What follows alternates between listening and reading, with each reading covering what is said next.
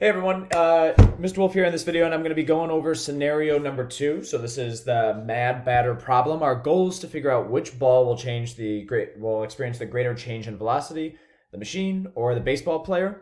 And from page 2, all right, you'll notice that we want to figure out what our change in velocity is, but I can't figure that out if I don't know my change in momentum yet, and we just don't know it from the beginning of the problem. So I have to actually use this equation first. All right, to find out what my change of momentum is, then I could talk about this equation here. All right, so let's use our change of momentum equals FT equation. In this problem, I know that the times are the same. I know that the MLB player is going to have less force compared to the mad batter machine, right? It has just tons of force swinging those bats around.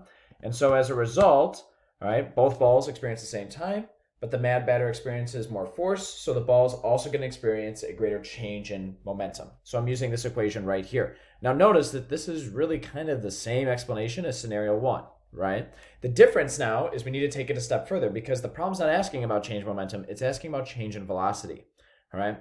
And what I was able to just accomplish is before I didn't know how the change in momentums compare.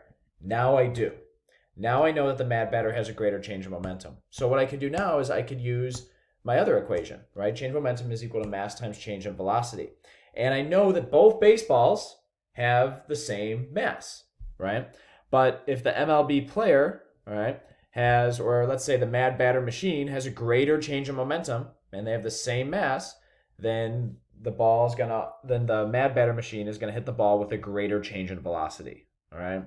We could also think about it, less change in momentum for the MLB player, same mass, less change in velocity as well.